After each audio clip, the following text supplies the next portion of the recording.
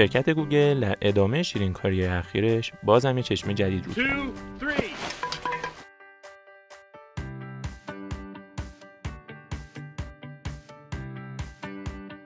قضیه از این قراره که آقای مکس راست که از بچگی دلش میخواست برنامه نویس کامپیوتر باشه، وقتی داشت عبارت لیست توابع پایتون رو در موتور گوگل جستجو می‌کرد، با پیام عجیبی روبرو شد.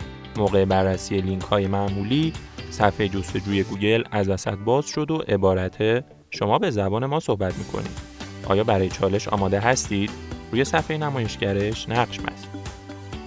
بعد از موافقت با این سوال، راست به صفحه‌ای با عنوان foo.bar هدایت شد.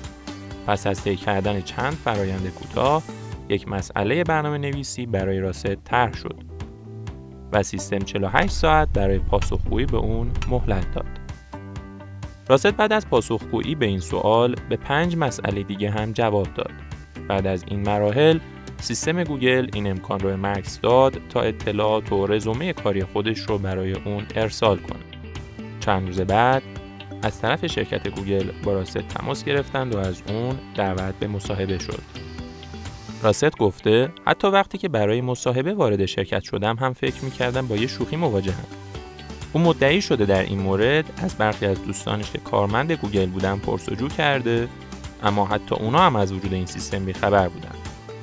در واقع در حالت عادی صفحه foo.bar به راحتی پیدا میشه، اما اجازه ورود به اون وجود نداره. این صفحه یه ابزار استخدام برای شرکت گوگل و تنها زمانی امکان ورود بهش وجود داره که گوگل امکان دسترسی برای آزمون گرفتن رو صادر کنه.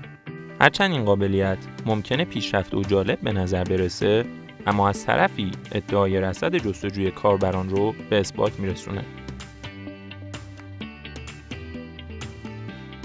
در آخر بد نیست بدونین که مکس راست بعد از گذشت 3 ماه از انجام مصاحبه در شرکت گوگل استخدام شد و به آرزوی دوران کودکیش دست یافت.